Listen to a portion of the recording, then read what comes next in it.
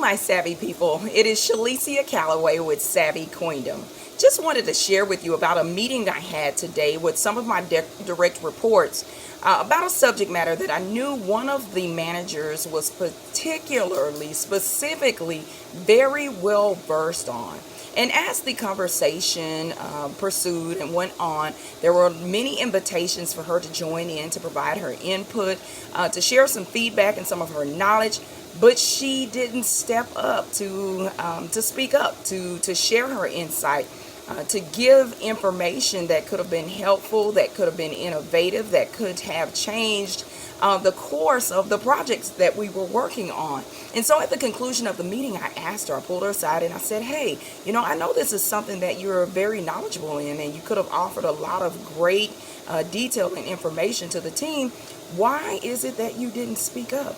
And she said, well, I didn't want them to think I was a know-it-all.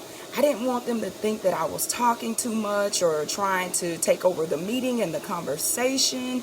And she just went on with all of these things about what she didn't want. And as I think back to that conversation, and at the conclusion of my conversation with her, I shared with something with her that I want to share with you. And that is the fact that we have to learn to make peace with our strengths. Make peace with our strengths. Sometimes we struggle with the information we have, the knowledge we have. We struggle with the gifts and the talents that we have naturally been given and that we possess, that were not given to us to keep to ourselves. They were given to us to share with other people, to make others better, to make the world better. And if we are not comfortable and confident in those gifts and in those abilities and who we are in those gifts and abilities, then we can be much like this manager who shrank back. She diminished herself.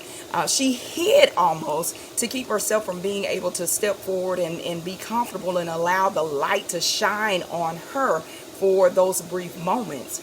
And so I want to encourage you to let your light shine. I want to encourage you to make peace with who you are in the gifts and the talents and the callings that are in your life and on your life. Make peace with the education that you have. Make peace with the skills that you've been innately blessed with. Make peace with what you have to offer.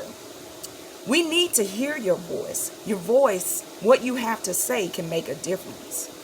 Your what you have to give can change the world. Your superpowers can be exactly what it is that your company, that your home life, that this world needs today.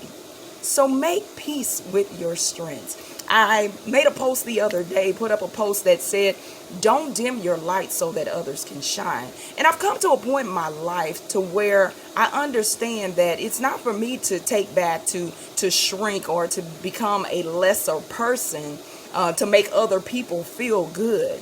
I've come to the conclusion and of the mindset that either they step up and match my light, or they can make a choice to walk in my shadow.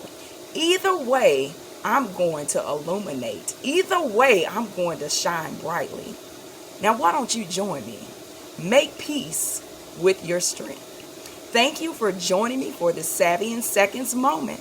And as I often say, everything begins with a thought. So get your mind right. Until the next time, take care.